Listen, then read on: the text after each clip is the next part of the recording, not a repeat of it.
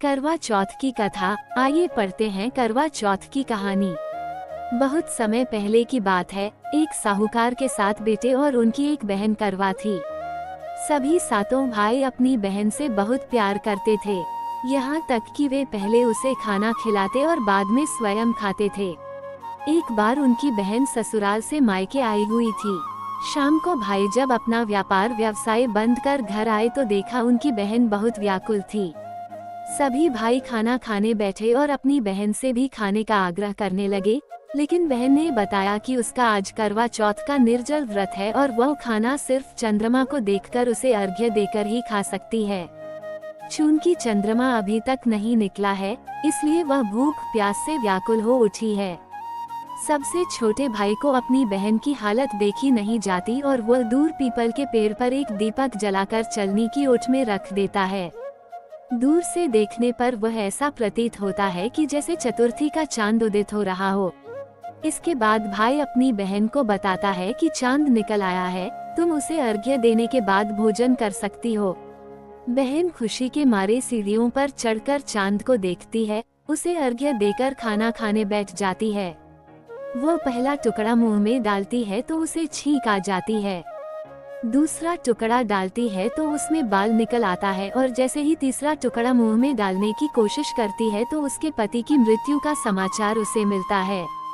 वह बौखला जाती है। उसकी भाभी उसे सच्चाई से अवगत कराती है कि उसके साथ ऐसा क्यों हुआ। करवा चौथ का व्रत गलत तरीके से टूटने के कारण देवता उससे नाराज हो गए हैं और उन्होंने ऐसा किया है। सच्चाई जानने के बाद करवा निश्चय करती है कि वह अपने पति का अंतिम संस्कार नहीं होने देगी और अपने सतीत्व से उन्हें पुनर्जीवन दिलाकर रहेगी। वह पूरे 1 साल तक अपने पति के शव के पास बैठी रहती है, उसकी देखभाल करती है।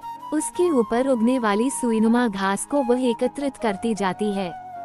1 साल बाद फिर करवा चौथ का दिन आता है। उसकी सभी भाभियां करवा चौथ का व्रत रखती हैं। जब भाभियां उससे आशीर्वाद लेने आती हैं तो वह प्रत्येक भाभी से यम सुई ले लो, पिया सुई दे दो, मुझे भी अपनी जैसी सुहागिन बना दो, ऐसा आग्रह करती है। लेकिन हर बार भाभी उसे अगली भाभी से आग्रह करने का कह चली जाती है। इस प्रकार जब छठे नंबर की भाभी आती है तो करवा उससे भी यही बात दोहराती है। ये भाभी उसे बताती है कि चूंकि सबसे छोटे भाई की वजह से उसका व्रत टूटा था, अतः उसकी पत्नी में ही शक्ति है कि वह तुम्हारे पति को दोबारा जीवित कर सकती है। इसलिए जब वह आए तो तुम उसे पकड़ लेना और जब तक वह तुम्हारे पति को जिंदा न कर दे, उसे नहीं छोड़ना। ऐसा कहकर वह चली जाती है। सबसे अंत में छोटी भाभी आती है। करवा उनसे भी सुहागिन बनने का आग्रह करती है, लेकिन वह टालमटोली करने लगती है। इसे देख करवा उन्हें जोर से पकड़ लेती है और अपने सुहाग को जिंदा करने के लिए कहती है। भाभी उससे छुड़ाने के लिए नोचती है, खसोटती है, लेकिन करवा नहीं छोड़ती है। अंत में उसकी तपस्या को देख भाभी पसीज जाती है और अपनी छोटी अंगुली को चीरकर उसमें से अमृत उसके पति के मुंह में डाल देती है। करवा का पति तुरंत श्री गणेश कहता हुआ उठ बैठता है। इस प्रकार प्रभु कृपा से उसकी छोटी भाभी के माध्यम से करवा को अपना सुहाग वापस मिल जाता है। हे श्री गणेश माँ गौरी, जिस प्रकार करवा को चिर सुहागन का वरदान आपसे मिला है, वैसा ही सब सुहागिनों को मिले। उम्मीद है कि आपको जानकारी पसंद आई होगी। वीडियो अच्छी लगी तो वीडियो को लाइक करें और चैनल पर पहली बार आते हैं तो सब्सक्राइब करना ना भूले। धन्यवाद।